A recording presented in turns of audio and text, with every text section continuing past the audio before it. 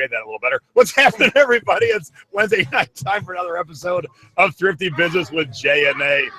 I'm your one host, Vegas Jay. Philly Nay. Hi. What's happening, everybody? And we have the guest that has eluded us so far this whole show, Chris Green, the man, the myth, the legend. What's happening, Chris? Do I have to be called like Massachusetts Chris? Because that just doesn't really flow the way y'all's do. I'm a little jealous. Chris Mass? Maybe? I don't know. Maybe I don't need a nickname. You know, I've had nicknames throughout my life. So it was only after I graduated from college where people actually started calling me Chris. Like, serious. I had a nickname in high school. I had a different nickname in college, and neither one of them were Chris. And then it was Chris after that. So it's, yeah. It's become like your adult name. It's like my grown-up name. Yeah. So. There you go. All right. I try and match up my tiki time with our guest, and this time I really got a great one. So let's get right into it. Time for Jay's Tiki Talk, where I share a different rum and a different tiki mug with you each week, tell you a little bit about it.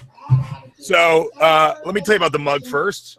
This is not the mug, but this is an average mug, and this weighs about 14 ounces, give or take. That's the normal mug. The mug I'm drinking out of tonight weighs 3 solid pounds. So it is a giant tiki holding a crate on its head. So let me have a little sip, and I'll tell you a funny story about the rum I'm drinking, thanks to our guest. Some good stuff. So Chris is vacationing. I saw the name on there. Yeah, Chris is vacationing in Jamaica. And if you don't know, Jamaica is the home of Appleton rum, and one of the best Jamaican rums out on the market. And they make a rum specifically at the distillery. So you go on the tour, and then they've taken a rum where they blend it with all their different rums. They've aged it for a while, and you can only get it there. And it's kind of the way they get you to come to the distillery. So I go, hey, Chris, you're going to be in Jamaica for a while. Can you pick it up for me? Hey, Nate, can you mute? Oh, I'm sorry. And he goes, yeah, no problem. Now, we have a friend who lives on Jamaica, and the friend was coming to visit Chris, and he goes, oh, I'll just swing by and pick it up. So cool. It's all good so far. So Chris texts me from Jamaica, and he goes, I got your Appleton 50 for you just like you asked, and I pooped my pants. And I'll show you why I pooped my pants. Let me do a quick little screen share here, because Appleton 50 costs, where is it? Costs this much. $6,000. Here, let me highlight that. $6,000. And I'm just like, wait, what? No. I wanted the Appleton Estate exclusive. And I'm thinking, I got to pay Chris because he's already bought it. I can't leave my friend in the lurch. But if my wife finds out I spent $6,000 on a bottle of booze, I'm out of here. And he goes, oh, wait, what did I buy you? And I go, I needed the Appleton Estate exclusive. He goes, oh, yeah, that's what I bought you. Yeah. Yeah, I'm like, oh. But there was about an hour where I'm like, I just spent $6,000 on rum. But the rum he did buy me comes in this nice little box. And there's the rum, and it's got the little history of the rum. And it's only a couple $100. So couple hundred, 6,000. So different there. I had no idea they even made a 6,000 version. So when you said, yeah, get the one from the estate. So I'm like, all right, whatever. Like, hey, just get the one. And they're like, do you want the 6,000? Like 6,000? Like, because I was going to get you the top of the line. I was like, oh, Jason's my boy. We're going to, I'm in Jamaica. We're going to bring it back. You can only get it while you're here. And then I was like, whoa, I had no idea they made rum that expensive. I don't know if it like tastes that like $6,000 good or what. I don't think I'll ever drink $6,000 rum, but I won't either. And I will tell you this, the 6,000 is aged 50 years. The 21 is aged obviously 21 years. I've had the 21, and friends who've had both say the 50 is good, but not $500 to $6,000. So there you go. But if you ever find this mug, they don't make it anymore. This is a very expensive mug now, and it's very heavy duty, and it's bitchin'. So it was made specifically for Appleton Estate. So keep your eyes peeled for that mug. You can find it. All right, Chris, we're going to put you to bed for a little bit. We'll get through our segments, and then we'll talk about merch. Woo! Maybe. All right, Chris, I can't seem to put you to sleep. Just mute me or something. What? It's all right. Guess what? I can't do that either. I'll mute myself. Just holler when you want me back. I will. Thanks, Chris. Wow, that's a crazy. first. Yeah. Wow. We have the guest that I cannot hide. All right. Well, hey, let's. All right. Well, Chris is got okay. like magic. All right, here we go. Yeah, that's crazy. So, Time for Nate's breast cancer update and fact of the week. all right. I'm just under a lot of stress. I got a lot going on. Healthcare issues, insurance issues. I had to cancel another oncologist appointment today because of my child's accident from last week. And it's just been a mess of a week. So I'm tired. And I am having another surgery, hopefully on December 1st. I'm crossing my fingers. I'm having some crazy bruising again. So I have to see the oncologist about that. And my platelet count is low. I'm assuming they're going to postpone the surgery again. But we'll see. So I'm doing good. Everything's okay. Just having a little bit of a funk, but I'm doing okay. Well, I know me and everyone in the chat is sending you hugs. Thank you very much. I appreciate it. All right, let's get into it now. It is time for... Not that. It is time for... our scores of the week. Renee and I show you the cool stuff we sold this week for good money, either dollar-wise or percentage-wise. And today we will start with Nadine. Okay. There you go. All right. So my first score, do you have it up? Yeah. And I am, now I see it. Okay. We are good. Okay. So I have to thank my good friend, Christine Lemoyne, who is one of our lifeguards. And she is usually in the chat, but tonight she had something to do. She's there. She's there. Is she there? Christine's there? Awesome. So Christine actually sent me some inventory a while back. And in the inventory was this fantastic set of tarot cards. And I did some research, and it turned out that the cards, they were 1963 vintage edition, and they were actually worth more than what the insert in the box said. It came with a different insert, which I noted. I included the insert that was in there in case some collector wanted that, but the person who bought these for this particular card deck, and they paid $99.99 with free shipping. So that is awesome. It was very awesome. So thank you, Christine, for that. I have to give Christine full credit for that. And this brand, always look out for Cabby. It's like one of those jewelry parties, or like the Tupperware parties of the old days. It's a line of clothing that's only by those type of parties, and the collectors of this line are really crazy. They discontinue everything, and they have item numbers on them, so you need to find your item number with it, and what year it was from and what season. And the collectors are pretty crazy, like I said. So this sold for $49.99 with free shipping within a few days of listing, and it was a size extra small. So, hey, I'm gonna throw in a bonus, like a bonus bolo. How does that sound? Okay. All right, going back to your tarot cards. Yes. I was just at Disneyland, and 1 or 2 seasons ago, they had Nightmare Before Christmas Haunted Mansion tarot cards, and I think they were like $40 to buy them new. Look at what they're selling for now: $140, $290, $185. You can sell one card for $20. So keep your eyes peeled for Nightmare Before Christmas tarot cards. Wow, that's a good All right, cool. Tip. Sorry to interrupt, but I just remembered that little tip when I was standing in Disneyland. There you go. On to your cool boots. Yes, I sold these. I bought these at Goodwill for $8.99, and I knew that they were going to be a winner right away, because the signature plaid is another that's another key thing for these boots.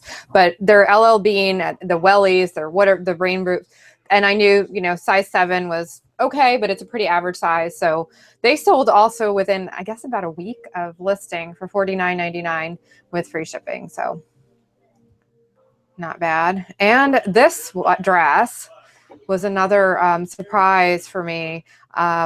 This was $39.99 with free shipping, and it was not the brand that sold it. It was this. In this case, this was one that was just purely on the design, and it was kind of like borderline ugly, but it's not hideously ugly. So it sold. So that was another one.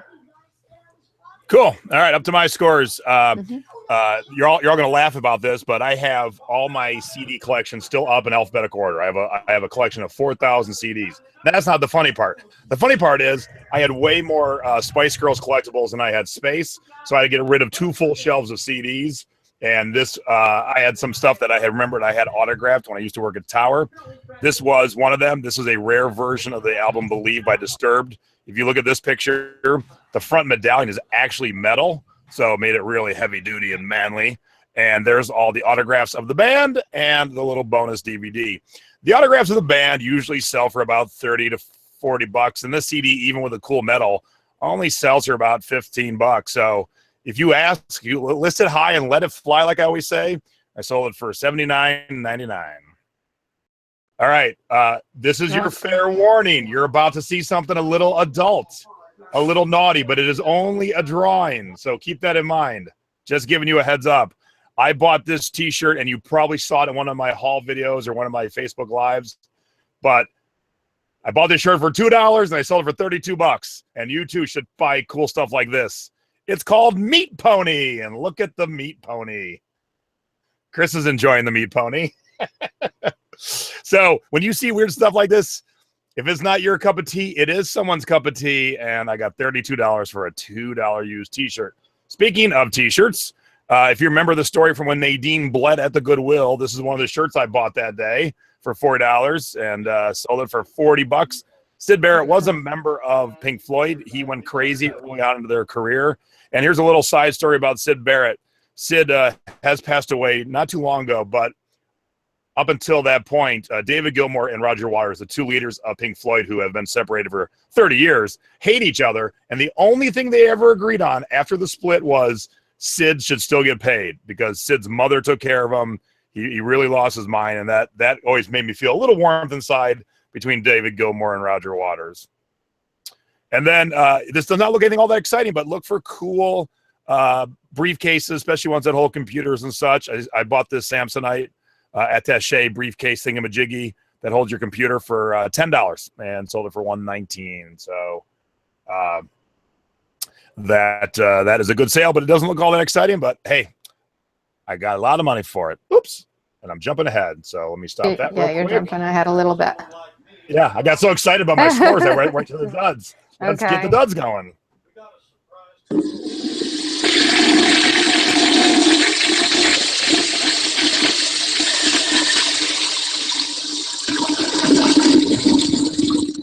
All right, you've seen our Meat Pony scores. Now it's time for our duds of the week. And we're going to start with Nay's purse that you guys just got a quick preview of. Yeah, so that purse was, I don't really know this brand too well, but it was a cute purse and it was vintage and I thought it would really do well, but it has been sitting in my store for so long that I got a best offer for $15 and I was just like, yep. And, yep, that was it. So it went for $15 with free shipping and I was happy to let it go. So, and this one was another one just because of the sheer fact of how long it sat in my store.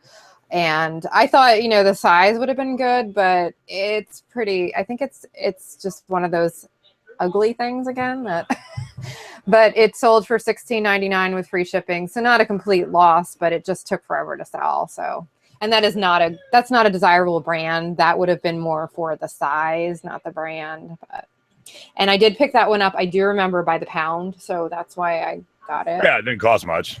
No, exactly. So sadly, this Dukes of Hazzard cup was a dud.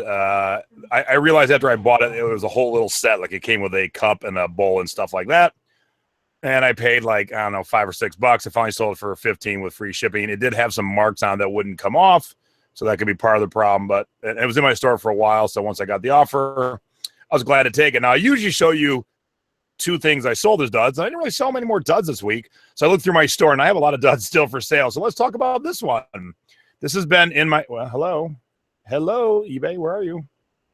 I would like to talk about this one. Here you go. This has been in my store for over 2 years. I should probably pull it. It's $14. I bought it on an episode of Thrift Hunters. Maybe the episode Chris was on, actually.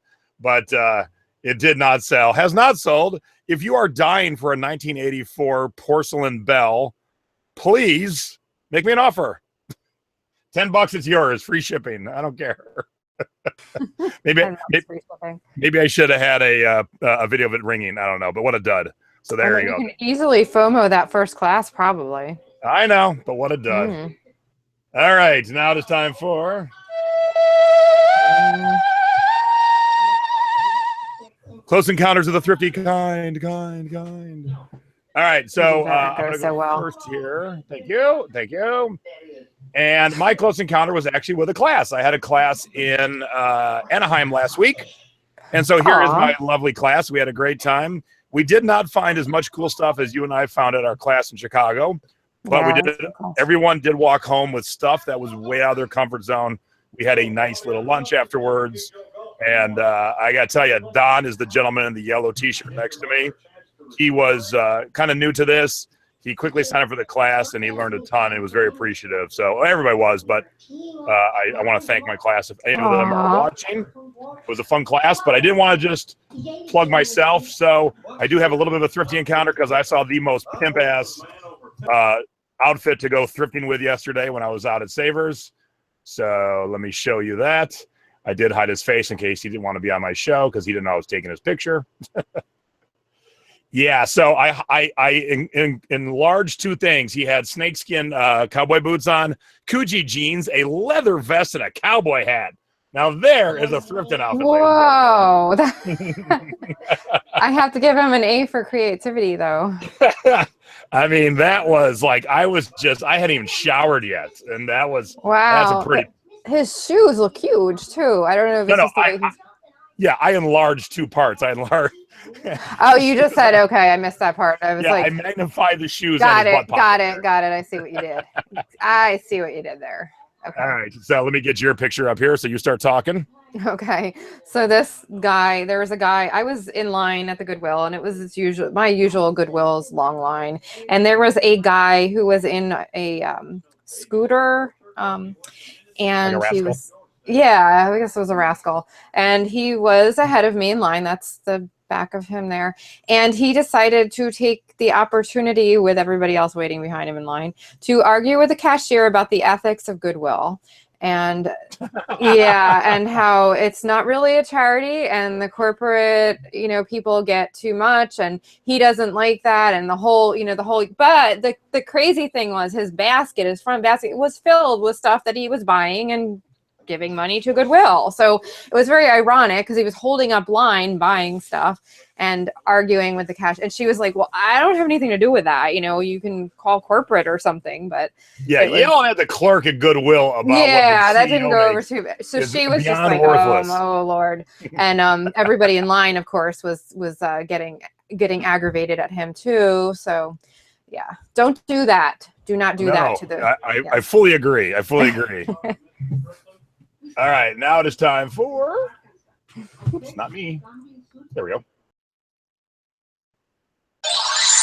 Our thrifty tips of the week. All right, so the first one is mine, and I'll be. I should do it up here.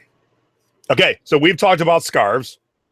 Nadine loves scarves. If you watch my haul, I found a bitchin' one like a haul or two ago. I haven't listed it yet, but I will. But in the scarf section, especially in Savers, is the bandana section, and that is often overlooked. Now, bandanas. This is a normal bandana. This is not worth your time to buy to flip, but being bald, I always need a little dab on my sweaty head, so I always carry a bandana. If I'm lucky, I find a cool like Hawaiian print one. Again, nothing you would buy to flip, but I have sold many a good bandana, and I found a sweet one yesterday for 70 cents. This is a Keith Haring. If you don't know Keith Haring, he was an awesome artist in the 80s. Oh, no way. And this was a bandana from the Great Peace March of 1986. And if you look at this has never been worn, washed, dabbed a sweaty brow, nothing. And it's got the Keith Haring tag on it. Wow. And just to show you real quick. You know me as an art nerd. I'm just like, I'm freaking out over now, here. this is obviously not the same Keith Haring bandana, but here is another Keith Haring bandana that just sold for $40. So I think my 70-cent investment was a wise one. But so my tip is look in the bandana section. You can find cool bandanas that are worth money. I'd price that above 50 for sure. Yeah. I was looking up the Great Peace March. Yeah, it's a very specific thing. Yeah. It's in great condition. I'll steam the wrinkles out. It'll be awesome. It is. That All is right. just a fantastic find from an artist's point of view. That's just awesome. All right, your turn. I'm getting your pictures up. Okay, so my thrifty tips are some unconventional tips, but if you're thrifting with young children, I'm going to give you just a quick rundown of tips of what to do and what not to do. And again, this is maybe not conventional mom tips, but these are my mom tips. So, so I have some pictures of my adorable little boys, and I took this is 2 separate trips to the Goodwill. The first picture that Jay is going to pull up is probably going to be the one. There's a new little glitch to Google, so I'm fixing it on the fly, and here we go. So there are my darling boys. We have 2/3 of my boys there. So there's my little one, my 3-year-old. That was a separate day, and he got that awesome Mega Block set, and he was thrilled. And on the second one, that was the day I was taking my middle son to Chop in the morning, and it happened to be Halloween, and we stopped in there, and the Halloween section, they were just because he loves playing dress up, so we got some Hulk gloves and we got the mask, and they were thrilled. So my thrifty tips for thrift store shopping with small children. Number 1, don't set your expectations too high. Do not expect to be able to leisurely shop the whole store and get everything that you want to get. So have them help. And I put air quotes around the word help. Have them, give them a task, say, oh, can you find, turn, and I don't look for Starbucks mugs all that much anymore, but my older kids, I can be like, turn over and see if you see any Starbucks mugs, or I'll give them a chore like that. So, and they like helping like that. Hit the toy section first and let them find something to keep them occupied that you are going to buy, because otherwise it will annoy the cashiers and the staff. And I would say and then bribe them by saying that you are going to put the item back, and they're not going to get it if they aren't good in the rest of the store. So don't linger in any section too long. And like I said, sometimes a little bribing is okay. Number 6, do the bulk of your shopping when you do not have small children in tow, but it is possible to manage short trips like this. But be expected to have to buy them something. And let them pick out something to sell, and let them be a part of listing and keeping profits too, because they do get excited, especially my 7 and 8-year-old are starting to get a little excited about that. So involve them a little. And again, don't expect miracles. So those are my tips for shopping with small children. Good tip. And for those of you who are like, where'd Jason go? I forgot my prop for the next segment. So luckily Nate had a long segment. Yeah, it was a long segment. I just, I was able to sprint the hell out of here and go get my prop. So there we go. So hey, let's get to it, shall we? You have got to be shipping me. Renee and I give you shipping tips. Usually I give you what not to do. Nate gives you what to do. This segment is brought to you by Bubble Fast, a family-owned business providing quality shipping supplies to the online community since 1999. If you want to order some shipping supplies, go to Bubble Fast, and when you check out, plug in J and Nay, JAYANDNAY, and get 10% off your entire order. All right, since I just sprinted out of here, here's my tip. Make sure you tape your box fully. And, there is over taping. Maybe we'll talk about that someday. This side is good. It comes over from the top, goes all the way down, joins the 2 sides, and actually curls under the bottom. This was actually a box from a friend back home. This side, not so much. When we got the package, it was actually like this. It was open. I could just lift the box open and take the stuff out. Now, luckily, the post office is honest for the most part. No one did that. But when you're taping a box, that didn't cut it. That did not cut it. Make sure both your sides look like that. You. Did you have a picture or anything? Or I did. I have a link actually.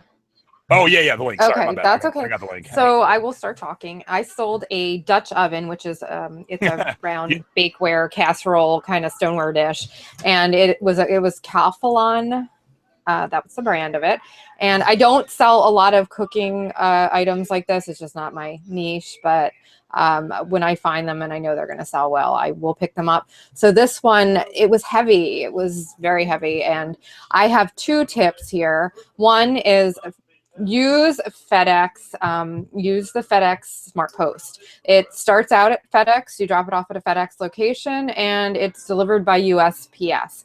This actually, it went to Texas, and when I compared the two, Priority versus FedEx Smart Post, it was about $10 to ship to Texas Smart Post, and about $28, I think, to ship Priority mail. So that was a huge savings. So that's one tip. And then the other one is if you have something that's lidded like this, definitely bubble the bottom and the top separately and put a piece of cardboard in between so that they're not stuck together. And then, you know, put enough packing peanuts around it so that it's secure in the box. And there you go. Good job. Good job. All right. Now it's Thank time for...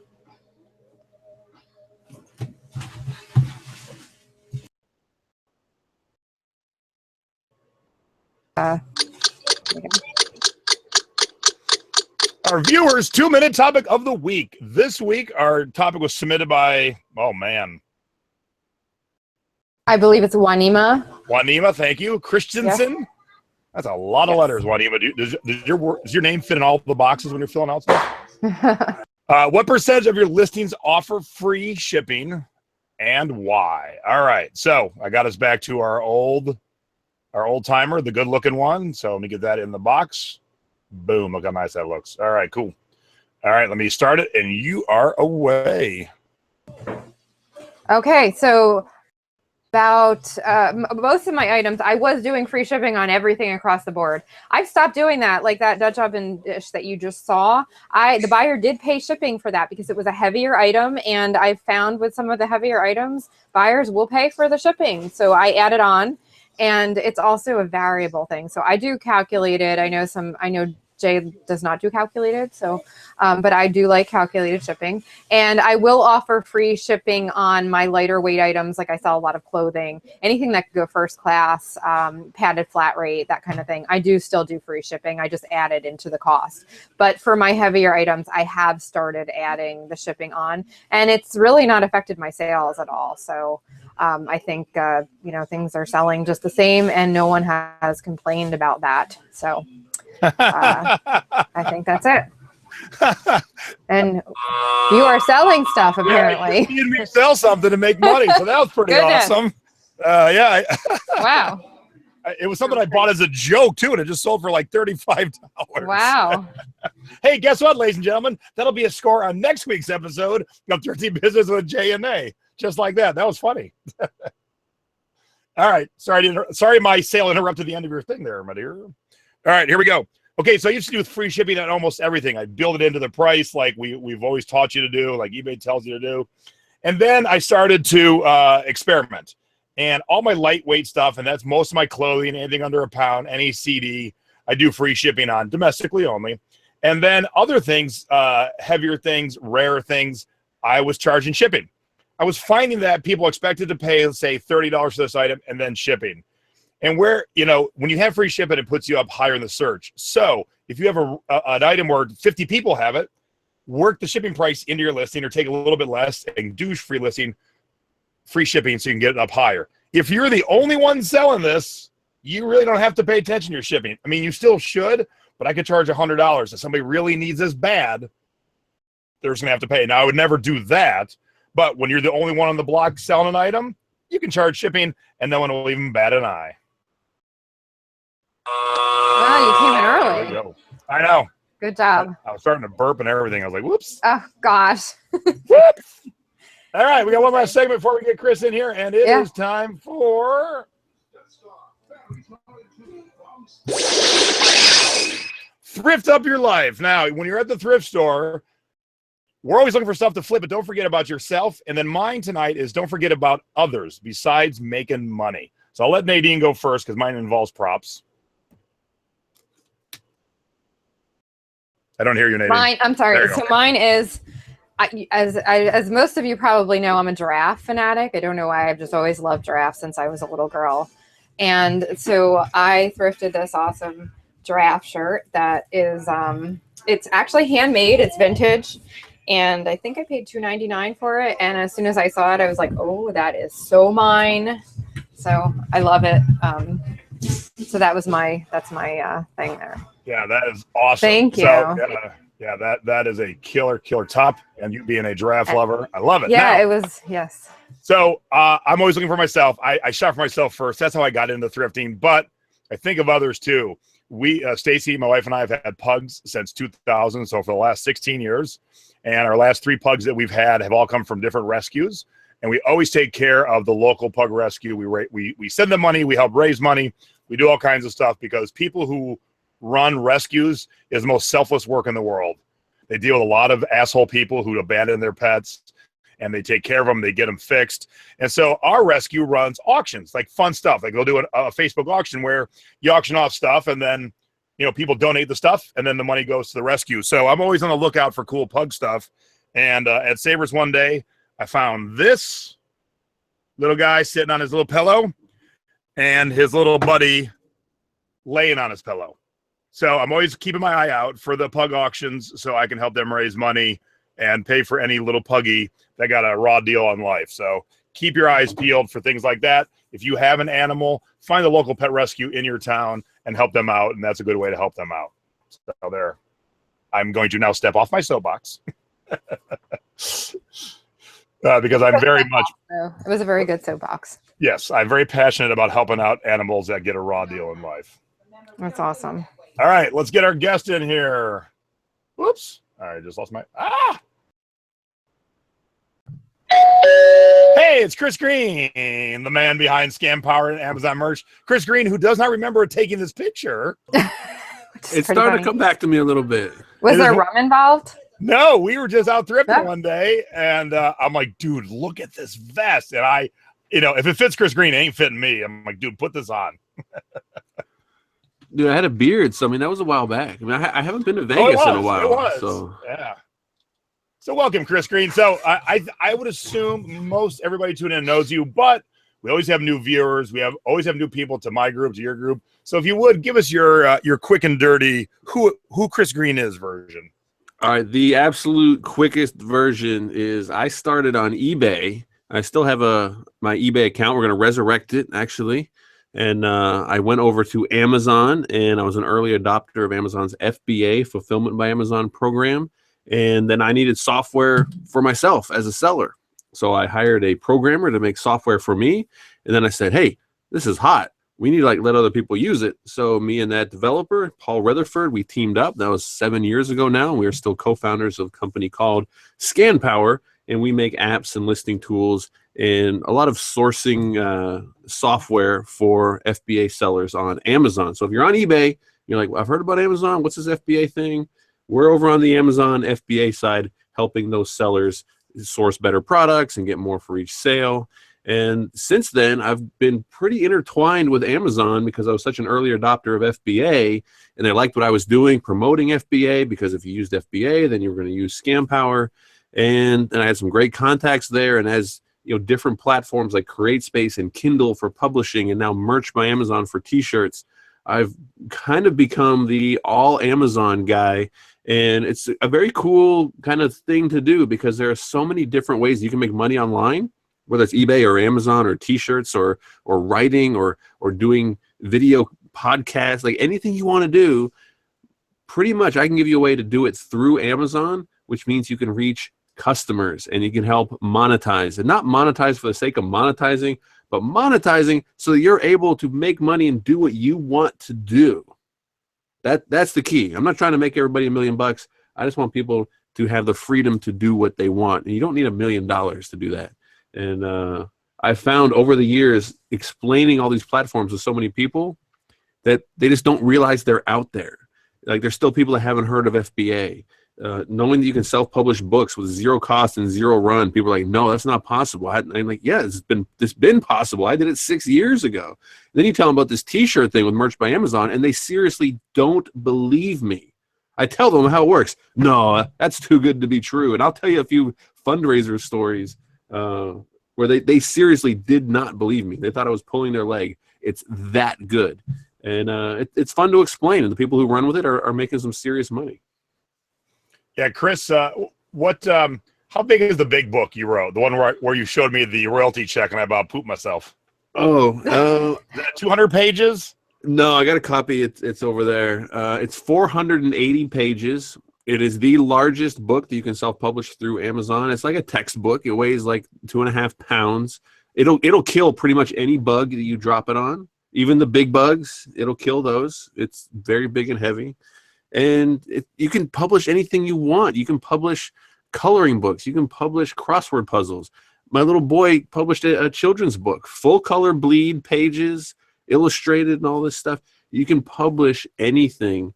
And, the secret of self-publishing is people take you serious. People are like, oh, Jason wrote a book? Oh my goodness. He must be someone very important. You're like, well, yes, I am very important, but I don't have to go through traditional publishing to get that important status. And another guy, Brian, it's not related to this show.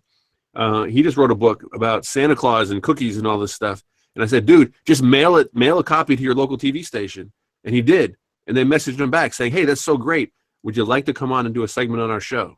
I'm like, yeah, that's just how it works. Like, people treat authors different, but not everybody can write, but not everybody can sell on eBay either. I've done it. Selling on eBay isn't my favorite thing to do. I like sourcing for eBay. Sourcing for eBay is very much fun because that is a treasure hunt, but you don't get paid to treasure hunt. So you still do have to sell. But I really enjoy telling everybody about all these different platforms because I found so many people who are like, I've been selling on Amazon because that's what you told me to do. Correction, I didn't tell anybody to sell on Amazon. That's what they inferred. They thought that's the only way to make money on Amazon. And when I tell them about merch, they're like, oh, I can be creative? I love to do art. And now you're telling me I can get my artwork on Amazon and earn royalties when people buy my shirts? That's what I want to do. And I would say, look, if you'd rather do that than selling on Amazon, then go for it. So it's a message of education and sharing this because people just don't realize it's out there. Amazon is too big. They move too fast. They launch too many platforms. You can't keep up. I can't keep up. And it's basically my job to keep up. So, Nay, I've seen a lot of our friends, our colleagues, people we know, they jump from thing to thing to thing. Over the last, I've been with eBay for now 17 years. I've been involved in it for many, many years. And I see friends jump from, oh, this is the new thing, like squirrel, and they're off to the new thing. And they never conquer anything, and they keep going. Chris, on the other hand, does it. So when he changes platforms, and he's like, not platforms, but, all right, this time I'm writing books. I'm doing FBA. Okay, I'm going to make shirts. Chris wrote that 400-page book, and it came with coaching and all this other stuff. And he got a royalty check when I was at his house. Now, like Chris said, you write a book, and if you have a book that'll sell, there is no cost to you. You upload to Amazon. They put it on their site. Of course, you got to promote your own stuff. And he showed me his early checks, and I'm like, wait, what? I was shocked. And Chris made really good money that, struggling authors would just kill to make. And Chris is like, yeah, I made that money in my basement, basically. Well, let's use it as an example. And I'm not trying to throw big checks around because, you can make a little bit of money and a lot of money.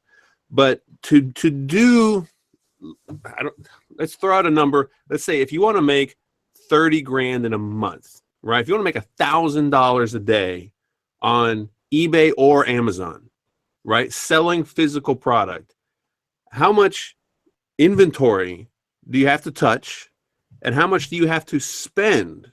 Like, and just back it out at an average margin of 40% with Amazon or 200% with eBay, right? Like how much work do you actually have to do? And not just the work, because I know everybody on here is a hard worker, but we can put in the work, but you also got to put up the money. You have to go out and buy enough inventory to sell 30 grand on eBay, right? Like you have to put up some money to do it. With self-publishing, you don't. And it's completely scalable. That's what's kind of unbelievable. You're like, wait a minute. I could hype up a book, and then when I publish it and people buy it, if I get 1,000 orders, Amazon's going to print 1,000 books and ship 1,000 books. Wow. I don't have to put up any money. I don't have to prepay and buy 1,000 books and then hope that they sell. No, it's none of that. It's all on demand. There's zero cost, zero minimum run. You earn a royalty when someone buys your book. And Amazon has these big printers. They cost like $500,000. The order comes in, the gears start flinging around, and paper goes in the machine, and out the bottom drops a book into a box, and then a robot puts tape and a label on it, and it goes out the same day, right? And if you do overnight shipping, it'll be there tomorrow, right? And you earn a royalty while you sit there on the beach. This is the real sit on the beach in Jamaica business. And I didn't see it. I know we're already talking about publishing and not t-shirts, but I didn't see what was happening until the t-shirt thing came around. Because when the t-shirts came out, I was like, wait a minute. Amazon is giving me a royalty generating product page on Amazon. Meaning when this product page sells, Amazon's going to do all the work and I'm going to get money. And it costs me nothing. That's a good deal, right? Like, people should be like, whoa. I'm listening now. I'm taking notes. Did you just say free product page on Amazon, and when it sells, you get money, and you don't have to do any work? Yeah, and that's what it was with books. But I didn't put the pieces together, because the same thing with books. Upload a book, upload Kindle. When it sells, you get money. Amazon's going to deliver. They're going to do customer service. They're going to do payment processing. They do all of it. You're not involved. It's great. Very different from an eBay business, right? So this isn't a one is better than the other. They're just different. I can't build a customer base off of my books unless I put a call to action, which I would recommend people do. Call to action so that they come to your website. Maybe you can build an email list, but I don't get their customer information. I can't follow up with them. I can't leave them feedback. I can't put bonus products and business cards and marketing material in the box. So I miss out on all that. So every platform has its pros and cons. So everybody that's listening, please do not say, I heard Chris Green say to start self-publishing. No, you may be an awful author, and your books will never Say sell. awful author 15 times fast. Come on now. That was tough. That was a little tough. All right. Let me slow it down here a little. Slow it down, man, because I'll I'll go fast. Yeah. All right. So everybody, let's listen. We're going to talk about merch in 2 seconds, but I wanted Chris to talk about everything. There are 3 separate things going on here. Scanpower for FBA. That is where you send products to Amazon and they sell them for you. Yes. That's one thing. Right. One whole wing of Amazon. Create Space is where Chris is writing books and self-publishing, and all that cost is involved is your time to write your book. And if you can market a good book like Chris did, you can make a lot of money. Third, Merch by Amazon. That's where Chris is making t-shirts. It's all Amazon, but it's all 3 different spots of Amazon. Okay, so I know we threw a lot at you real quick, but here's the key. And now I'm going to direct this right to Nadine. Hey, Nadine. Yes. Tell me, what is your profession by trade? I happen to be a professional schooled graphic designer. So. And how many years did you go to school for that? I actually went to school I went to college for 4 years, then another 2 of postgraduate studies. So 6 years altogether of schooling, plus my formal schooling. I was actually back in high school. I was actually in a special art program for those who were going on to the art field, and I have a Bachelor of Fine Arts degree, and then I went back to school for 2 years and almost got my master's, but fell a little bit shy of it. But I went back for web design and for and digital. So I do everything. So let's compare and contrast. I got kicked out after 1 year of college. Okay, so opposites attract. Nate's got all this. I was a bit of a nerd with the art history classes. Let's talk about merch, and Chris is going to get into this, but Nadine has the skills. Now, if you don't have the skills to design the art, that's not a stopper. Chris is going to talk about that, but Nate's got the skills. So if she just starts getting creative, she'll be throwing up shirts all day long. And if it's something that connects with a group of people and they want to buy them, then Nate's making money for really doing nothing but what she's trained to do. It sounds very appealing. And Also, well, I want to talk about the book thing separately. I don't want to confuse everyone again, but I wanted to go back to that again too. All right, what you want to write a book first and then design a shirt? Is that what you actually, well, that's one thing. I don't know if you know this about me, Jason, but since, sorry, that's my I get it. It's your dog. It's okay. Go ahead. Yes. So since I was a little girl, I was such a nerd that I used to have those blank journals, and I would just fill them and write my own books when I was a kid. And it's always been my dream to publish my own book. I love writing too. I guess it's just all the creative side of my brain that works much better. But so that has always been a dream of mine, and there's a way I could do it. So that's really great. All right. So now Chris is going to tell us how to get to the promised land. Yeah. So I'd like to hear more about that. All right. Well, I teach and I explain a lot of different Amazon platforms, and I try to explain it, and this is how I try to wrap it up. I can explain any of the platforms in 15 seconds. I can tell you what they are, right? But that's not necessarily going to do you any good, because you have to know how to use them. That's what's important. That's why I write courses and write 480-page books. Merch by Amazon is print-on-demand T-shirts on Amazon. There, we're done. That's what it is. You upload an image, you give it a title, a price, some bullet points, and you now have a physical product on Amazon. Now, it doesn't exist. Amazon's got walls of blank T-shirts, 15 different colors, all the different sizes, men's, women, and youth. And when someone orders it, in whatever colors you offer, you can offer one color or up to 5 out of the 15, and someone orders it, and Amazon's going to pull it. You have like these big boxes, like big Kleenex boxes full of shirts. They pull one out, they put it on these machines. And these machines, and this is why I get a little passionate about this stuff. These machines literally cost $500,000 each.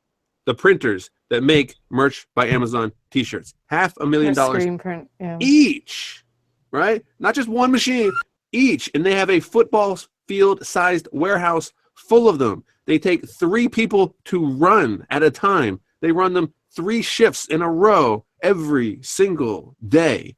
And we get completely free access to this. So if you wanted to replicate the Merch by Amazon opportunity yourself, it would probably cost you about $1 million to buy the machine, to get the labor, to negotiate good enough UPS rates that you're going to get, prime 2-day air shipping on all of your shirts. Not to mention get the orders, right? You have to actually get orders to use your $500,000 machine, not just have it sitting there doing nothing, right? Amazon gives us all this for free. It's basically $1 million startup that you can use for free. It's ridiculous. And print-on-demand T-shirts, the way I try to explain it, is not new, right? So I don't want people thinking, I'm just now getting excited about it. It's been around for a while. It has been around for a while. Teespring, there's a dozen print-on-demand T-shirt companies already out there, but they're not on Amazon, which means they're not eligible for Amazon search, and they're not Prime eligible. And when you're me and you've got the Prime background, the Amazon background, customers are paying more for that FBA inventory and that Prime eligible stuff. You don't care about Teespring, but you pay attention when all of a sudden it's Prime eligible, because those customers are now interested. Customers who are not going to Teespring, not getting their credit cards out, not paying $28 for a T-shirt, but they'll go to Amazon, and Amazon wants the business. So they don't, subsidize isn't the right word, but they don't make a lot of money per shirt. A $20 shirt, after all costs, you're going to make $7.68. That's a pretty good deal. Sell 100 shirts, you made $768 in the weekend. Well, you did nothing. Absolutely nothing. You uploaded an image one time. There's no customer service. There's no return. There's no questions. I mean, I'm bringing eBay back, and I'm not looking forward to getting a question, what color is this blue hat? I will have an aneurysm from the eBay questions. You get none of that. You guys know what I'm talking about. Oh, yeah, as a clothing that was an eBay guy. All right, so is that forest green or Kelly green? Yeah, exactly. All right, so let's show some examples. All right, so here's one example. Being Thrifty is our business, J&A, and a little picture of us. So you can do pictures, okay? Another way you could do it, like say you're having a family reunion for 100 family members. You could throw up some art, make a shirt, and boom, everyone orders their shirt. Chris had an event for Scanpower, and so here's the shirt, Scanpower Orlando 2016. Could you imagine if I got shirts made regular for 150 people, men's and women's cuts, different sizes, collect the money, deliver the shirts, forget it. Never. And then here's the one I'm most proud of. Home tiki bar is called the Den of Sin. A famous tiki artist created the logo. I handed it off to my friend Nadine, who's a graphic design artist. I said, hey, I need a Christmas shirt. And then so she added the Santa hats and the snowflakes and the holly. So these are all merch by Amazon t-shirts. And just to show you, since for those of you who have never seen it, let me show you how it looks on Amazon. So here's my Denison City Tiki Bar Xmas shirt. It comes in 4 colors. You got green, you got yellow, gray, white, and blue. And here's a little tip. When you get to merch, make sure you're picking the colors your item actually shows up good on. Because they do give you 15, but you can only pick 5. So if you have a dark design and you put on a black shirt, probably not the best. The other alternative is to do a knockout design or a light design on a dark background as well. So you have 2 versions. So there's the Den of Sin Christmas. There's our Thrifting Board t-shirt. We only wanted it in white and red like a lifeguard, so we only picked 1 color. This is one of my first ones. I celebrate both. I'm a nice Catholic boy married to a nice Jewish girl, and so we celebrate both in my household, and there's plenty of households that celebrate both Hanukkah and Christmas. So that was my first one. And then this was our being thrifty as our business, J&A. So all those shirts you could buy on Amazon right now. If you want to buy them right now, look on down in the description of this YouTube thing, and right below us is all the links. So please buy a shirt. Help a brother out. Buy a shirt. It's genius because you just got your show name, your keywords, your business on Amazon. That's the key, right? Like I've got shirts on Amazon that have my website. Now there are rules, and I will tell you, if you're not willing to read the rules, don't even bother with merch, because the merch FAQ can be read every single word in probably 8 minutes, right? It's not even that long. But one of the rules is you can't put a website in your description, right? Amazon's not really looking for you to take traffic off site. But if you make a shirt that happens to have a website on the shirt, hey, that's just the shirt. That's the design, right? So if you guys want, if I were you guys, I would make another one that has your website, make one for the Thrifting Board, make one for the show, and put the website right on it. Nice big letters. Yeah. Boom, boom, boom. And then you can wear it around. If someone asks, you say, oh, here's the shirt right here. I mean, a lot of the shirts that I've put up, I purchased. They're for me. I've got Facebook.com. Well, don't say that one because I put Facebook on it. But I put m.me/Chris, which if you go to that, anybody that goes to that, it's going to open up Messenger and it's going to message me. m.me/Chris. And I can put my Facebook scan code, that circle code, if you guys know what that is. I can put that on my shirt. People then scan my shirt and send me a message. I mean, it only really works at the right type of conferences where people are that, kind of advanced with Facebook, but it's fun to do. And you can put it on the front, you can put it on the back, you can put it on the front and back. You can use American Apparel or Anvil t-shirts. Anvil's a little lower quality. So if you use the American Apparel, which I use when I buy my own shirts, if it's kind of for the masses, then I'll sometimes just put it on Anvil. It just affects your royalty. So when you're creating these shirts, you're basically doing just a handful of things. You're uploading an image. And here's the key. So if you are taking notes, take notes right now. Your image needs to be 4,500 by 5,400 PNG, a PNG file. If you don't know what PNG file is, next time you try to save an image, save it as PNG. If you still don't know, just Google it. It's just an image type. And that's it. Higher resolution, the better. 300 DPI is probably as high as you need to go, but at least 72. And upload that image. Then you're going to give it a title. You're going to set a price. And you're going to have some places to put in some description and keywords. And when you set that price, it's going to tell you your royalty. So there's no mistake. There's no like, oh, I don't know how much I'm going to make on this. And I'll tell you this, the most common price on Amazon is $19.99, $20, right? Do not charge. Use this as a rule of thumb. I will not charge more than $20 unless I can give a good, clear reason why I deserve more than $20 for a t-shirt. If you got this awesome design, if you can get it, get it. But keep in mind, it's a t-shirt, right? So people will be like, more than $20. All right, I'll tell you when you can charge more than $20. So I charge $22 for this one. So it's a fun holiday shirt, but it's designed and drawn by a famous tiki artist, and that's what I'm kind of, he's my buddy. I paid for the logo, but that's just not Nadine designing something from the thin air. that is a guy who has a following, who has people who enjoy his art, I can say, hey, this is Doug Horn, aka Swampfire's art, and I think I can charge more of a premium than something that we just made. Sure. If you can get it, get it. But I see a lot of people, I'm gonna charge $29. Like, no, man, you ain't gonna get it. Like, it's just not gonna happen. You want your shirts to sell. That's good to know. Be realistic. Yeah. Kind of like on eBay with where if you outprice your items, the competition, you're not going to sell. No, the market is what it is. Yeah. That's what you got to respect the market. Hey, we're gonna get to our question in a second. Yeah, that's what I was going to ask. I want to grab a question from the chat real quick, Chris. Do they have a limit on how many ink colors you can use on one shirt? That's a good question. No, because it's all like it's like a giant inkjet printer. Really. It's called a DTG, direct to garment printer. You can print photographs, and here's, guys, I would really, everybody that's listening, I suggest, let's say it right now, go to merch.amazon.com. If you're listening right now, you probably have to request an invitation. So request the invitation, get in line. It might take a few weeks to get approved. If you're listening to this on replay, maybe you can get right in. I don't know, but there's no reason to not sign up right now. You're on a computer, you're on a phone, whatever it is, merch.amazon.com and sign up. Also, if you've got an account, upload a shirt that has a picture and order it. Price it at cost. It's going to cost you like $12. Get the shirt, and you're going to see exactly what kind of quality it's going to put out. I see no reason to go in like on a Facebook group, and I got a Facebook group that they talk about this all the time. Hey, what does it look like on the photo? Like, I can't describe that to you to any level of satisfaction, right? You just need to order one and see it. And that's what people need to do. Order someone else's or order your own shirt. And you're gonna see what it smells like. I mean, it kind of smells like vinegar because they got some drying agent on it. A photo looks great. Yeah, but it all is what it is. So if you want to see it, just order one. It's so cheap, right? We're talking $12, right? Like, just order one and see what it's like. And I say design for yourself. There are a lot of rules that go with it.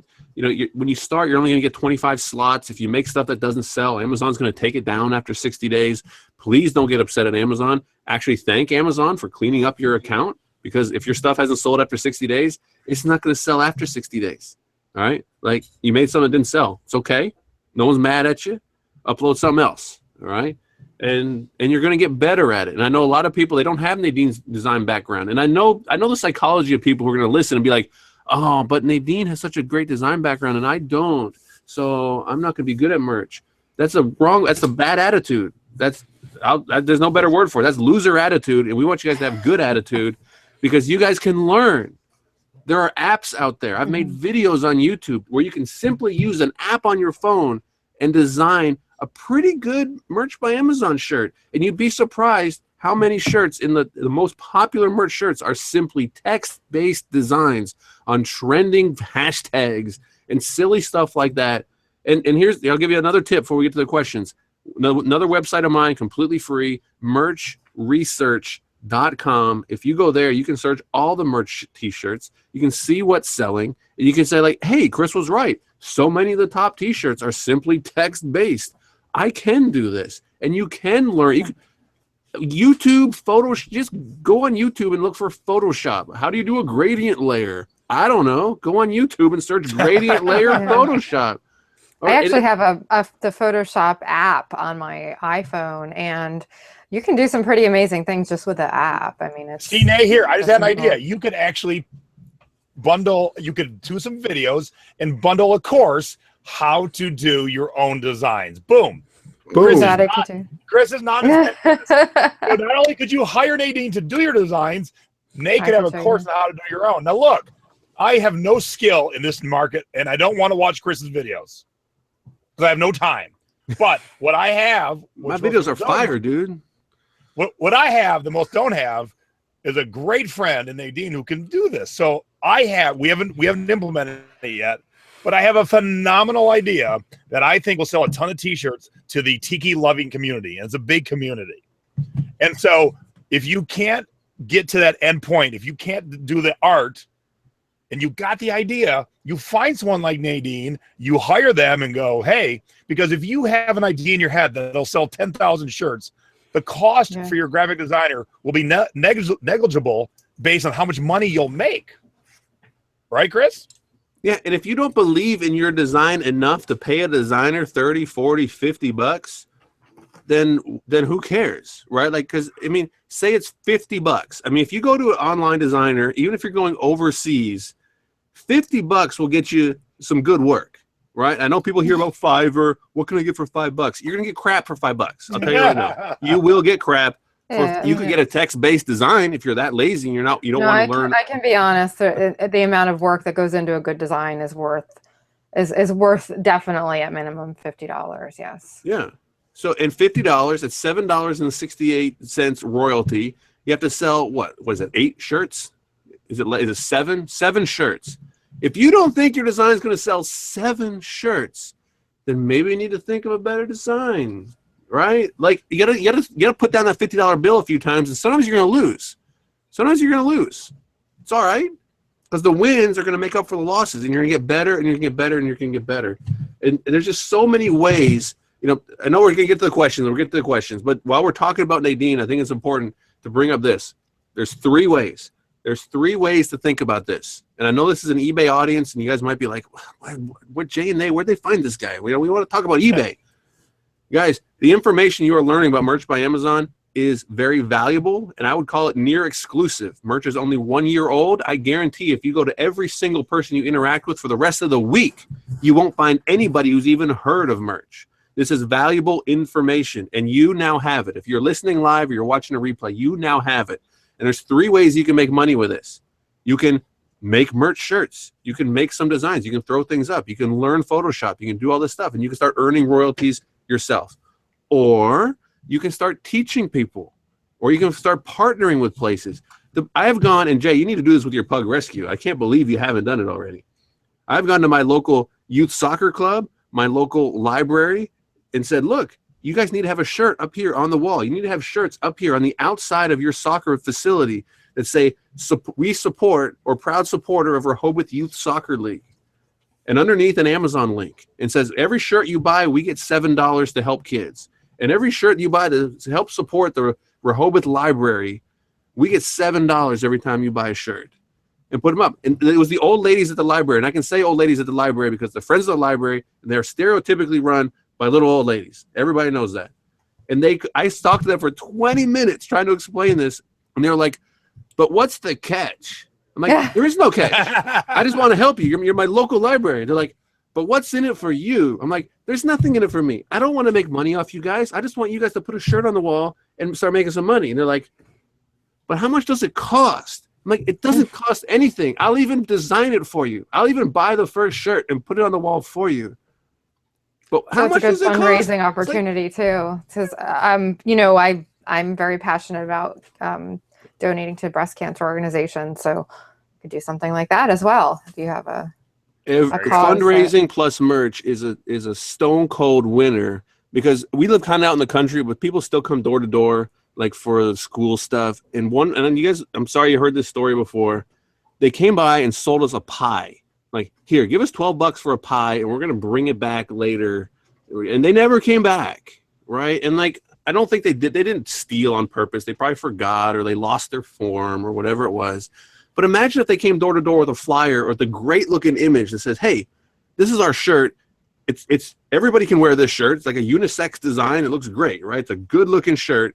If you buy this shirt for $20, we're gonna earn $7 for our fundraiser." And you're like, I can do that, right? And you buy it right there on the phone. You give them like a little code to put on the thing. You can leave them with a little handout. You get on Snapchat and Twitter and Facebook, and you can reach everybody saying, buy this link, right? That the fundraising opportunities with merch are incredible, and you can set it up for the nonprofits. You can set it up for your kids, cheerleading squad and Boy Scouts. You can do whatever you want. But the biggest thing, I mean, that's kind of teaching. That's number 2. 3, where Nadine, I think you're going to get super excited about this, is supporting the sellers, supporting the designers. The same way that we started Scanpower to help Amazon sellers, you can say, okay, let me sit back. What do merch sellers and merch designers need?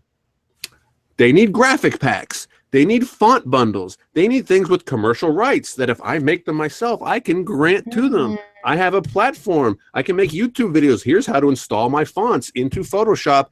keyword specific merch by Amazon, right? You can write a book on CreateSpace and have a few instruction pages with some downloads. And those downloads are hosted on your website with a nice email sign up. So now you're creating a business. Like you can make color swatches, you can make patterns, you can make brushes. Oh, I got excited at color swatches. Yeah, you think I don't know color swatches? Juices flowing. You took me back to my color theory days in college. There, Chris. You said the magic words. That was a whole course, a 2-part course I took was color theory, just color theory. I had to, that's why you have knowledge that other people don't, and don't give yourself imposter syndrome saying, oh, well, I think everybody knows about color swatches. Like, no, people don't. I have seen shirts that are so bad. I'm like, you realize no one would wear that. You realize that just looks awful. The colors are like, they just, like, you can't look at it without like curling your eyebrows. Like, oh, that's awful. And it's people just don't have color theory. Like, I don't have color theory, but I can say, okay, that looks good and that looks like crap. Right? So I can change things until I'm like, oh, okay, this looks good, right? But if you can make stuff, if someone has talent and they can make stuff to support merch by Amazon sellers or FBA sellers or eBay sellers, whatever it is, you know the market, you know what they need, so you give it to them. And when you give them something of value, they will pay you for it. And it's all digital. Do you realize how big this is? It's digital. You can give it away. You can give away 10 a week. And after 10, you got to start paying. You build an email list. Like, it doesn't take the inventory and the shipping and the processing and the overhead and the commitment. It's all digital. You're selling a digital product over and over and over again. I mean, Jay, I'm not trying to get Nate to stop doing the show because she's going to have so many other ideas. She's going to be like, Jay, man, I love doing the show, but I'm just killing it with merch. And it's all Chris Green's fault. And then Jason's going to be mad at me. Anyone who knows me knows that everyone around me, I want everyone to be successful. I hope everyone's so successful. I got nothing to talk about. That's always been my dream. So I hope Nay has that problem. And I hope she's listening to us. This wasn't the impetus of the show, but it's kind of turned in that way because Nay has a skill that Chris and I do not possess. That we would never will. Like, never. It would be dumb for us to try. Like, hey, Jay, let's go to what's the Phoenix Online School, whatever that is. We're gonna get our masters in graphic design because we would rather spend 4 years and spend thousands of dollars instead of just paying our friend Nadine. Like, dude, I got thrown out of college. I ain't going back. Screw that. Oh my gosh. They wouldn't let you in. Real quick, let me show you. Nadine makes our cool graphics here for the show. No other YouTube show has as cool graphics as we do. Today I said to her, hey, Nay, I don't like my head right here. It's too close to my actual head. And she goes, well, I can fix that. 30 seconds later, it was there. Boom. See how quick and easy she can do things? My head's much better way over here because it's not right underneath my real head. Much better. If you don't like, the first go round, it's easy to tweak. Yeah. Yes, very. All right, let's ask Chris a few questions because I know Chris will talk all night long. I will. And I will. And already the audience is mutinying against you, Chris. They're like, don't take Nay away from us. I love doing the show way too much. So no. There was a question way early in the show. People wanted to know why I wear sunglasses, and I told them I would answer. All right. So here's the real secret, and I think you see it because both you guys have sunglasses on in your little profile dealies. That's true. Yes, we do. Here. All right. Here is the actual secret that I learned from some famous YouTubers is when you wear sunglasses on YouTube, you don't actually have to look at the camera, but it still makes it look like we're looking at the audience, right? Because I don't sit here. I have a hard time, and Jay, you try to coach me on this. I can't do it. I can't stare at the little light. I have a hard time with that. He's always yelling at me about that. I look at the people. I look at the camera. So, I mean, you guys have. It looks like I'm looking at you guys the whole time. But here we go. This is what I've been doing the whole time. The whole time I'm looking off camera. That's a good tip. So I'm gonna be rocking the shades from now on. All right. I'll still be looking at the audience. He'll text me in the middle of the show and be like, "Look up." So. Yeah. Get the shades. It makes you look like you're looking at the camera. You connect with the audience. All right. I like it. I thought you were just a rock star 24/7, brother. Yeah, I did too. And I just got these last week, and I absolutely love them. I mean, they're red on red. I've been looking for them for years, and I finally got them. All right, let's power through some questions here because I know people, especially East Coasters, might be a little late for them. So let's power through some questions. So we might have covered some of these. So you want to start, Jay? No, go ahead. Okay. I didn't have them up, so I know you have them in hand. All right, I'll start with Melissa's then. Sure. Okay, well, she actually has a question about, and this is kind of more, well, I guess it applies to eBay and Amazon, but about the how and where and whys of keywords and titles. She wants to know what your take on that is. So obviously the keywords and titles for your merch shirts is a good example. Yeah. For merch shirts. And it kind of goes as a general rule for Amazon. I know it's anecdotal. Amazon cares about the customer and the customer experience and all this stuff. They really do care about that. And that comes all the way down to every single one of their policies, including making a great listing page, a product page, an ASIN. If you're making a new one or you're updating an existing one, you want it to be good for the customer. And I know it gets real attractive. Oh, I'm going to put these keywords in the title. And like, oh, did you know that Amazon lets me put in 500 keywords for the title? So I'm going to use all 500 of them. Amazon's like, no, you do know how bad that looks. I'm like, yeah, but I come up in search. Yeah, but you come up in search for irrelevant searches. Your product is not what the customer wants. That's what you need to think about. You want your product to come up to the right customer. So when the customer searches for your type of product or keywords for the product or the problem that your product solves, that your product comes up. And I know it's easy to get distracted from that and be like, yeah, but I want to come up on this and I want to do this and I can stuff keywords in here. No, don't. So keyword stuffing just on eBay, on Amazon is frowned upon. And I know I want to put in more stuff in the title. No, think as a customer, when you see your product, what's the title, right? It kind of is what it is. And if you're kind of confused, look at some good Amazon listings or go over to Target.com, ToysRUs.com, Walmart.com, and look how they describe their products. They don't stuff it full of crap. No, they make it easy for the customer to understand what it is. You want to have great pictures. You want to have the white backgrounds. You want to have the right dimensions. You want to have the right bullet points. You want to have the right hidden keywords. You want to fill in as much of that product page as possible with relevant information, and Amazon will reward you. Conversely, they will punish you if you don't. And when I say punish, I mean suppress your listing. When I say punish, I mean you have 500 characters in your title, it will not be shown in search. It'll still exist. And if you can drive your own traffic, Amazon will say, hey, more power to you. But they're not going to serve it up for you. So they do these policies on purpose to get the right behavior out of their sellers. And the behavior they want is to make great product pages. All right, so think about that. And if you catch yourself, well, I'm kind of trying to game the system here. No, bad seller. Don't do that. Bad seller. Bad seller. Well, make great product pages and just think like a buyer. I mean, that's really kind of the best advice I can give you. Think like a buyer. Don't stuff. Be relevant. Go to some keyword search sites. There's like 12 or 14 listed on merchresearch.com under the keyword tab. And you can put in keywords and you can say, okay, people that are searching for this may also be searching for this, and get some ideas of relevant keywords that you can put in there, including the hidden ones. That's where you can put in your competitors. If you're selling Canon cameras and you want to put Sony in as a hidden keyword instead of a false, like positive keyword. Think like that. Be proud of your product pages. Be willing to publicly say that's my product page, and you'll probably be in a good spot. So I want to tack on that a little bit, and kind of more towards the eBay side, but definitely for sure. Think about your title. And I have an assistant, and I said to my assistant, we're working on the shirt I'm about to show you, and I said, read your title and tell me where you went a little wrong. And she couldn't figure it out. So here it is. It's a Tommy Bahama Christmas shirt called the Season's Greetings line. And it's a bunch of little birds in foliage with Christmas balls and little Santa hats. Okay? So it's a cute little shirt. The shirt size is large. Before she got to the shirt size in the title, she wrote Tommy Bahama Season's Greetings, small birds in Christmas tree. And then large shirt. And I said, when the customer gets the word small, they're going to think that's the size of this shirt. No, don't ever use a descriptive word like that in a title when you have to use a size in your title. So same goes for merch. Make sure you're using proper keywords that flow, that will not screw up the customer to think they're getting something else. All right. Yes.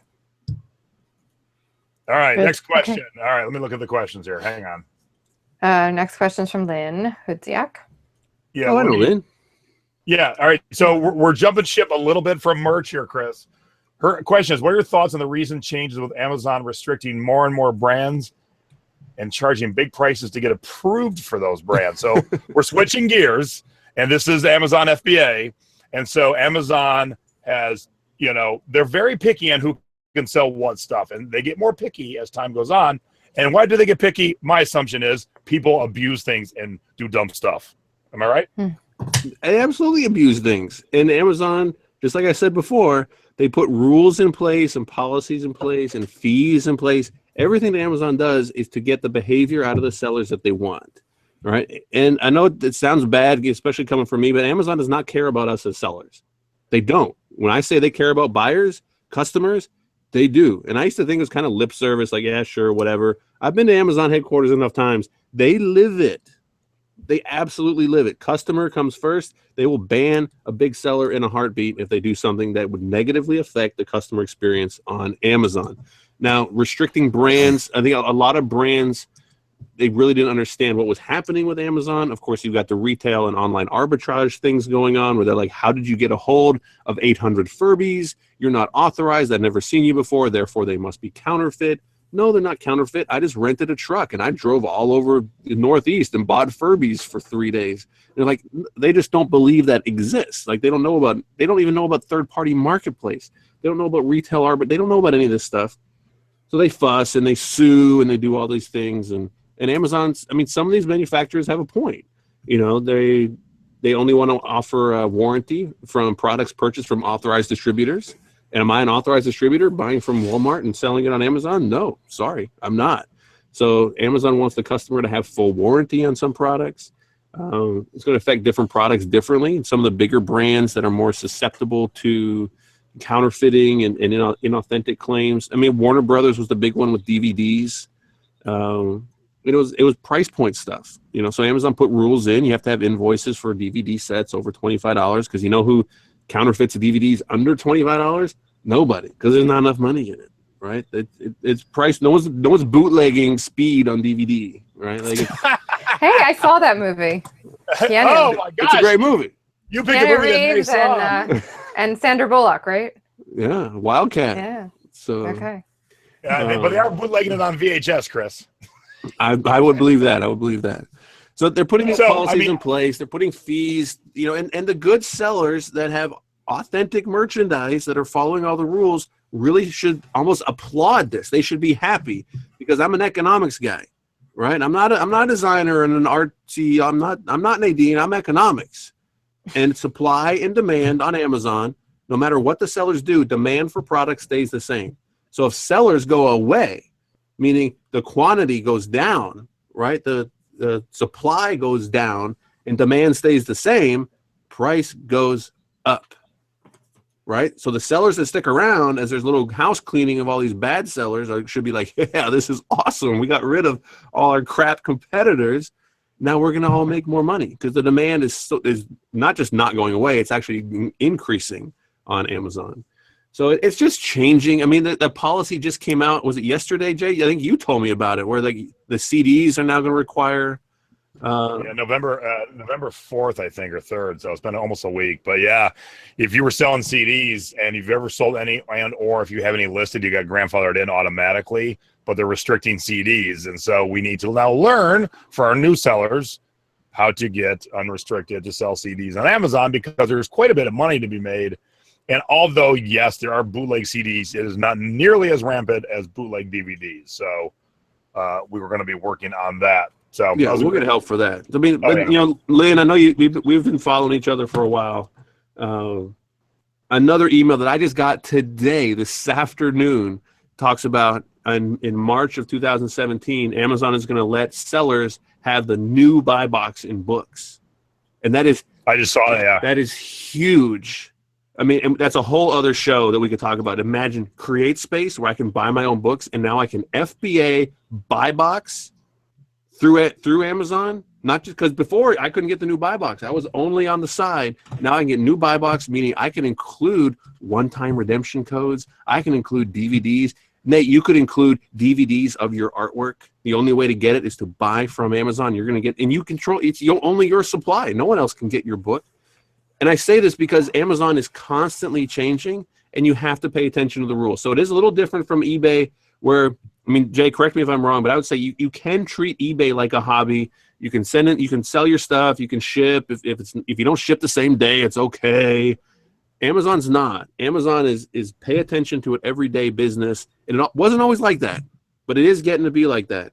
So if you're going to sell on Amazon, you have to pay attention to it every day. You have to open up every single one of those emails. You have to read them. You have to be sure, is this fee or policy change going to affect me, my category, my price points, anything like that? You got to pay attention to it. And it can be frustrating, especially coming from an eBay background. You're like, whoa, this is like, I thought Amazon was just like eBay on a different site. And it's not. You can make a lot of money on Amazon. A whole different mindset. Yes. Yeah, but it is different. So I just want people to have that right mindset, because I have seen people come over and stubbornly say, no, I put it in the description that these pieces were missing.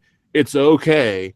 I'm like, no, like that you can on eBay, not on Amazon. Your Amazon life is going to be very short if you treat it like eBay. Okay. So understand both platforms, join the right Facebook groups, and get your questions answered. Read the policies. There's a lot of information out there. If you have trouble finding the right information, send me an email. I'm happy to point you in the right direction.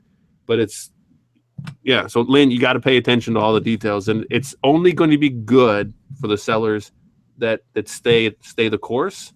And it's bad news for the people who are gaming the system. So I know change is frustrating, and it might change some categories or types of products you've been sourcing, but that's just it. The opportunity is still greater than the negative points of change. So I always try to keep that in mind.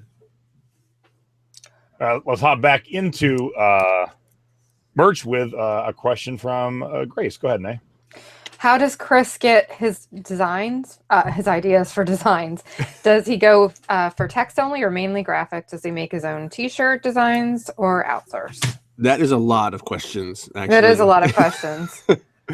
So just knock them off. Where do your designs come from? I mean, I'm kind of a creative guy, not in the sense of like actually making designs, but like I can look at, there's two sites that I would recommend people go to at least daily. That's Yahoo and BuzzFeed. Because if you go to those two sites, you're going to be kind of up to date on the news, on pop culture, even on sports. Like if something really major happens in sports, it's going to be on Yahoo or BuzzFeed. You don't have to go to ESPN and see who won the Giants game. Like that doesn't matter. But you're going to kind of get the cross section of politics and world events and all this stuff. And you might be like, hey, that thing's trending, right? Like, oh, I see a lot of water bottle flipping going on lately. Maybe that's going to kind of be a thing.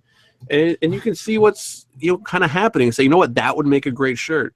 Here's a secret that I have not told anybody. I was going to put it in a separate video, but I'll tell you guys, is watch the major sports events, the major ones, right? Watch the World Series, watch the finals, the Stanley Cup, and the Super Bowl. All right, you don't have to watch everything, but watch the main ones and watch the crowd, because the crowd is smart and they'll make these very witty signs. And you're like, oh, that's a great sign right there. Oh, yeah. That should be a shirt. And then you go to Amazon or you go to merchresearch.com and you check to see if anyone else has done it. And so many times you're going to be like, no one did it. No one did it. No one. That fan was creative and came up with a crappy looking sign, but a good, funny message. You're like, that's a great idea for a shirt.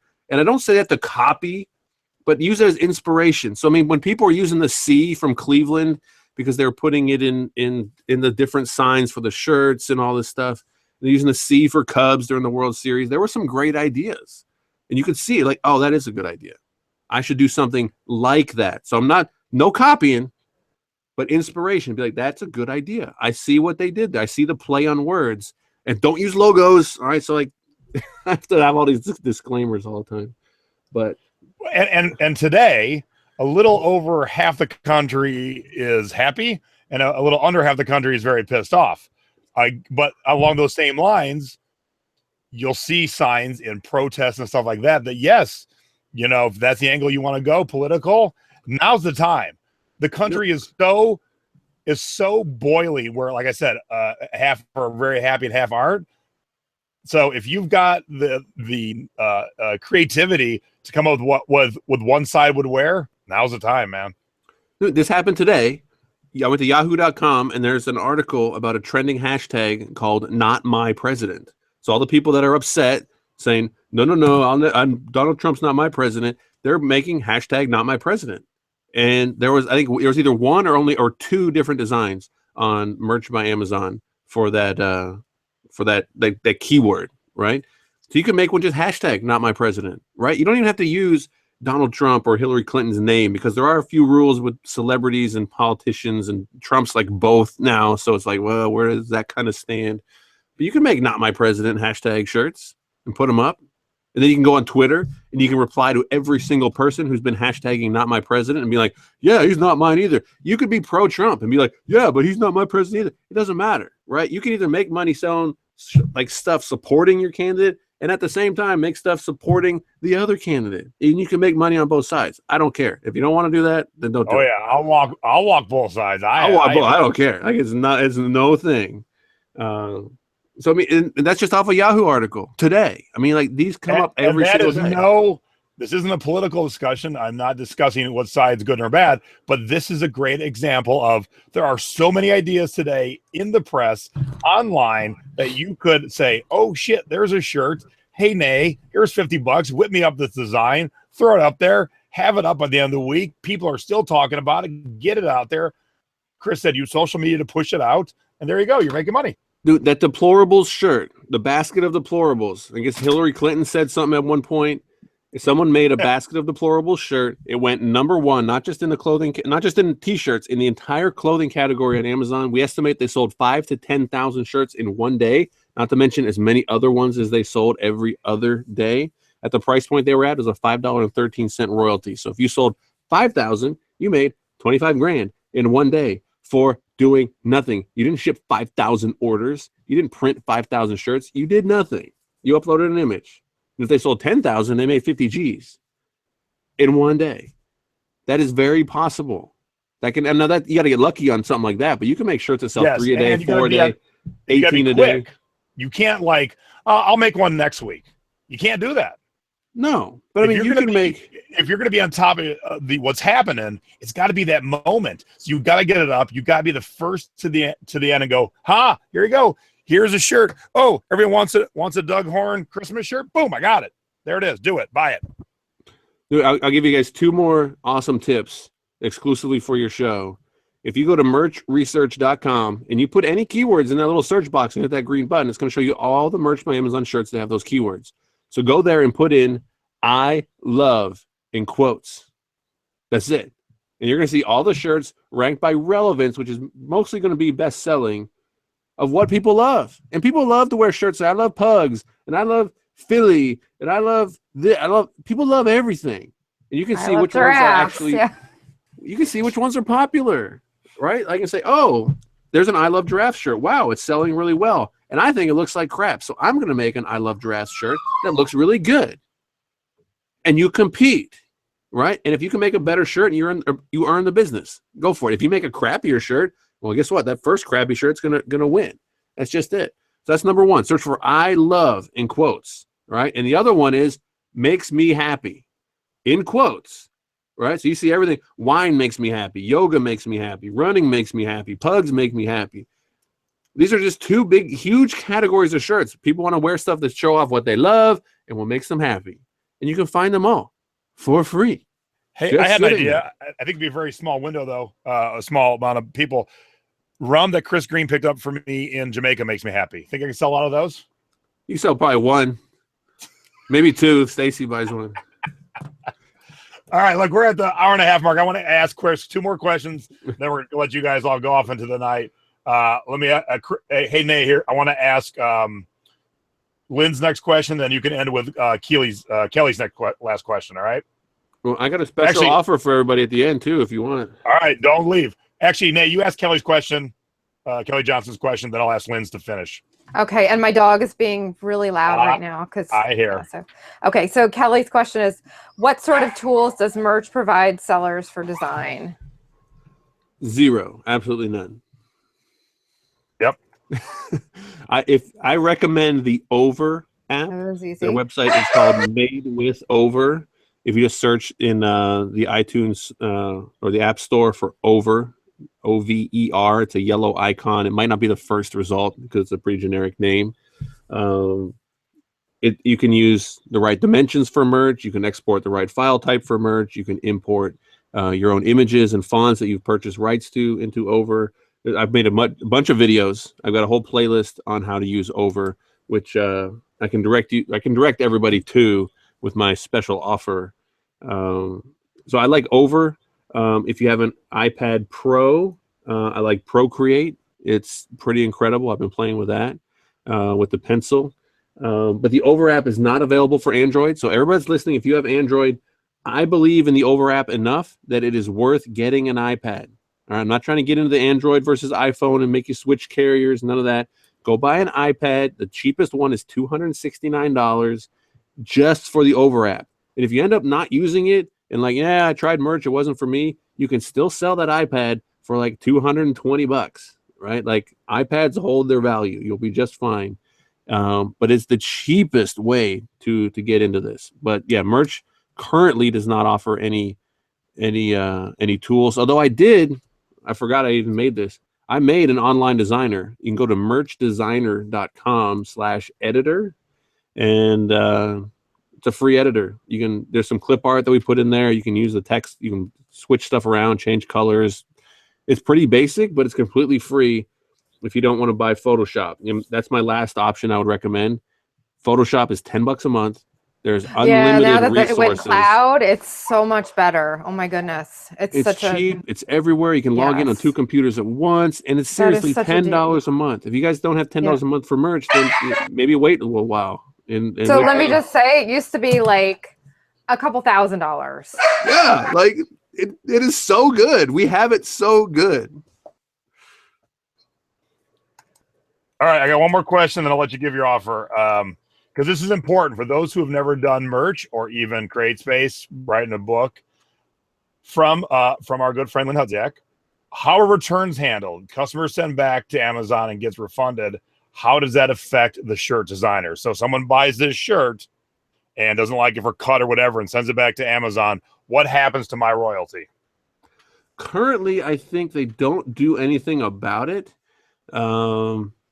Although I haven't looked at it close enough that if they took the royalty back, which, hey, that's fair, right? Like they got a return. It's okay. They only pay you once every 30 days.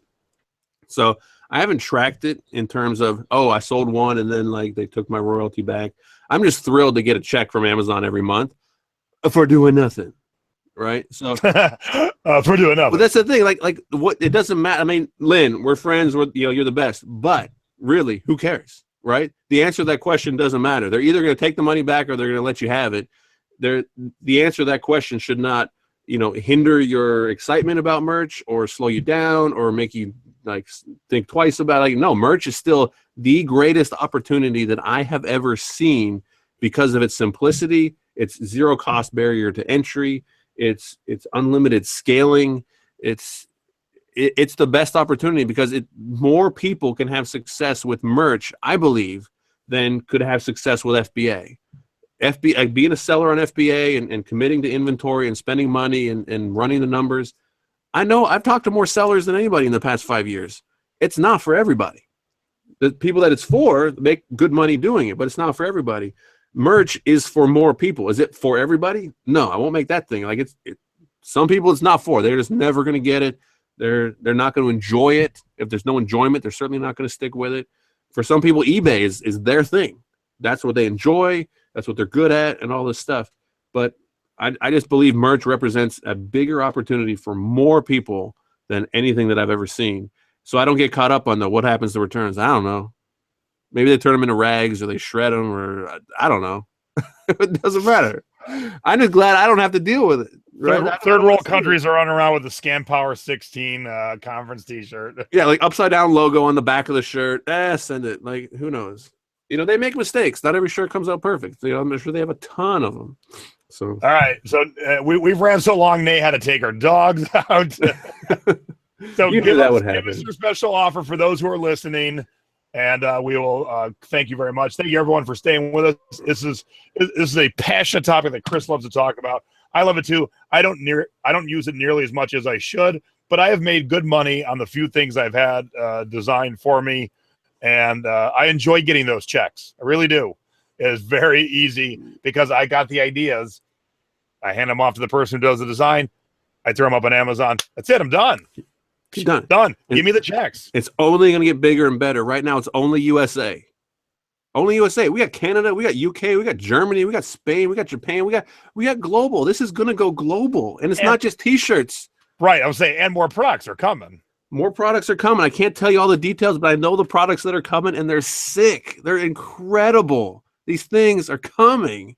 Shh.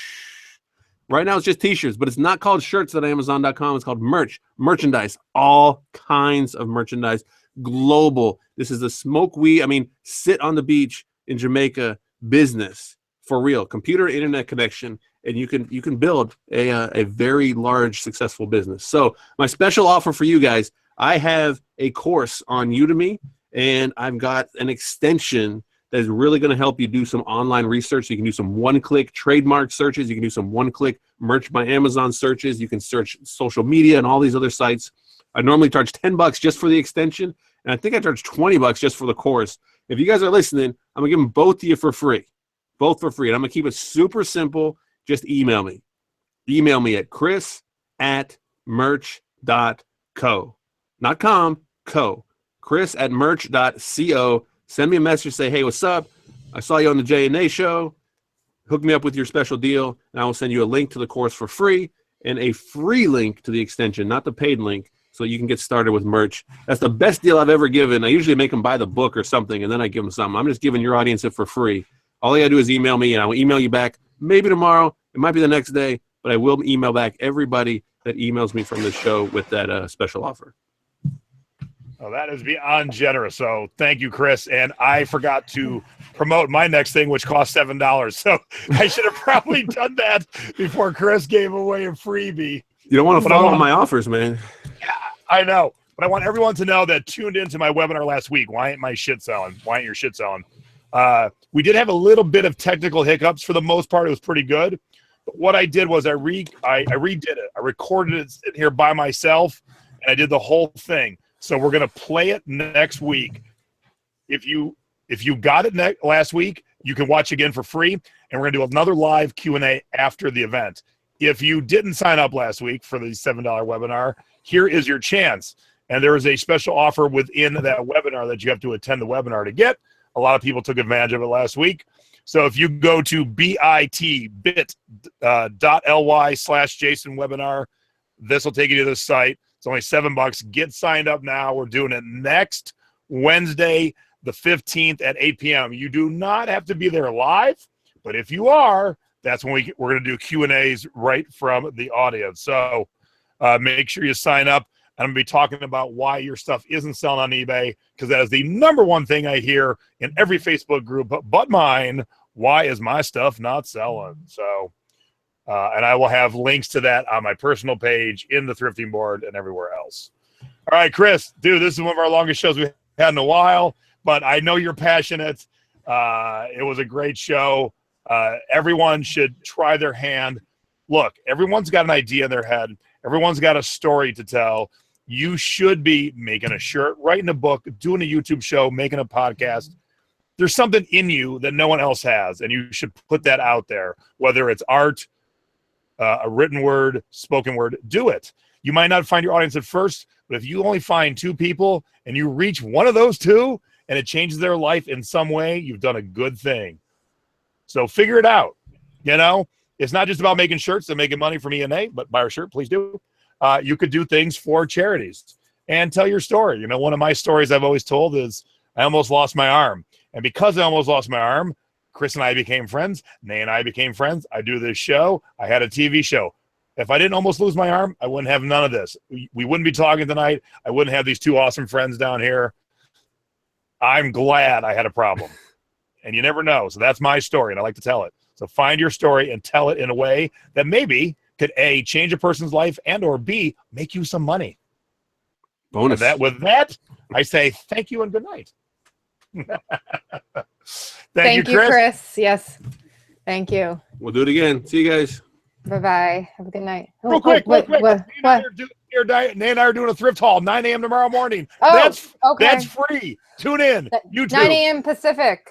Yes, I'm sorry. Noon on the East Coast. 9 a.m. Pacific. Free thrift haul. Tune in tomorrow. Goodbye. Yes. Okay.